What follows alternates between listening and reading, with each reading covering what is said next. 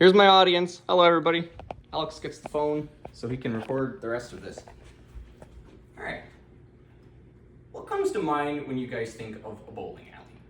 Chances are most of us have been bowling at some point in our lives, and we can imagine the stereotypical blue patterned carpet, the racks of colorful bowling balls, and then the crude bowling shoes. Personally, I have been bowling way too many times for me to count, and I have my own balls and shoes, and I have scored over 200 at least a dozen times. So today I would like to talk about the hidden mechanics of bowling and how strikes, oil patterns, and ball material all contribute towards professional bowling play. So, first of all, before we can worry about how we control the ball, we have to look at where we're trying to aim the ball in the first place. And most people, whenever they start bowling, they like to take the ball and throw it right down the middle at the one pin, which is the first pin that you see when you stand at the lane. And the problem with that is it's almost always going to leave pins standing, and typically it's going to leave some kind of a split, which are really hard to pick up when you have to throw your second ball. So instead, where we like to aim is slightly to the right of that one pin, in between the 1 and the 3, which is what we call the pocket. Alongside aiming for that pocket, we're trying to hit it at a 6-degree angle, because a study that was done by the United States Bowling Congress, which is the governing body for rules and regulations in U.S. bowling, determined that you are, in essence, increasing your room for error by about 3 times if you come in at a 6-degree angle instead of going at the pocket straight on. So it makes it a little bit easier whenever you're trying to account for human error amongst that kind of stuff. So up here, I've got my 10 pins that we can look at. And again, whenever we're trying to come in at that 6-degree angle at this one pin right here. And what's going to happen is when you hit the pocket, the ball is going to take out the 1 pin, the 3 pin, the 5 pin, and then the 9 pin. And then those pins are going to go and they're going to take out everything else. So the 1 pin is going to domino through these, the 3 pin will come through here, and then the 5 pin will come into the 8 pin.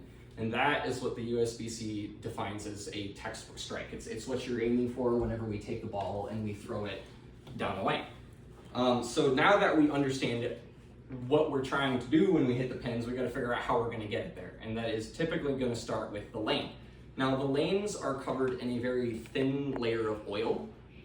And this oil, when you throw the ball down, it causes the ball to skid instead of roll. So if you think about like a car on an icy road, your wheels might be spinning one direction, but the car could slip in another direction because the wheels can't get through the ice to grab onto the road and pull the car in the direction you want it to go.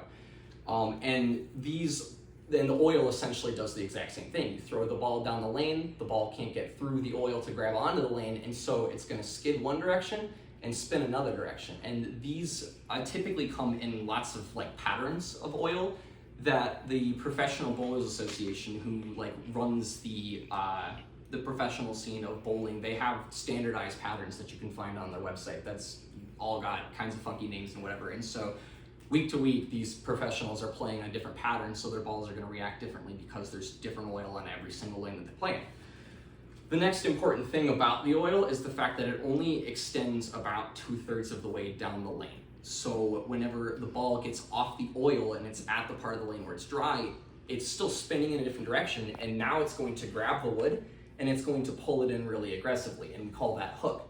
So that allows us to get that 6-degree angle that we're looking for, even though the ball is coming from 60 feet down the lane. So we're essentially delaying the control of the ball until it gets to the end of the lane, which is what we're hoping for. So you throw the ball up the right side of the lane, it spins left, gets off the oil, and then it hooks into the pins at that angle that we're looking for.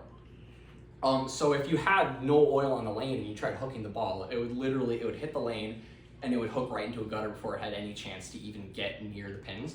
And we've seen Pete Weber, one of the best professional bowlers and most famous professional bowlers in all of the world, in an interview claim that we need the oil, because we do. If we didn't have oil in the lanes, we wouldn't be able to properly get that angle and make it easier for us to throw very good games. Another United States Bowling Congress study also showed that the top 5 biggest contributors of ball motion were all factors of friction. And since we understand what's going on at the lane, we want to try and take a look at the ball as well. The ball typically is made of 2 main components, but given the impact that friction has, we're only really worried right now about the material, the part of the ball that is making contact at the lane, which we call the cover stock. There was an article released by the Chemical and Engineering News site that they talked about the different materials that cover stocks have been made of over the years and how they react to different parts, to different kinds of oil into the lanes. And some of the oldest balls that we see have a plastic cover stock, and so these balls are very low friction balls. So when you throw them on the lane, even after they get off the oil, they're not going to grab very well because they're a very smooth surface that doesn't want to grab onto the wood. So they're not going to hook very hard, even if you try your heart out. On the opposite end of the spectrum, we have the reactive resin ball, which these on a microscopic level are very porous. So if we go back to the car on an icy road example, it's kind of like putting winter tires in your car. It's going to dig through the oil so that it can grab onto the lane, and when it gets off the oil, it hooks and comes in very hard and very aggressively. And then in the middle of those two, we have what are called urethane balls, which these are going to hook harder than a plastic ball, but they're not going to hook quite as hard as a resin ball. So they're that happy middle ground depending on what kinds of oil conditions you may have on the lane. So to wrap things up, we have talked about strikes, we've talked about oil patterns, and we've talked about ball materials, but what direction could any of you take with that? Most people aren't going to be able to do very much with it, but I do like to think that it gives you more clever excuses as to why you're bad at bowling when you go and play with your friends later down the road. Thank you. Thank you. You don't have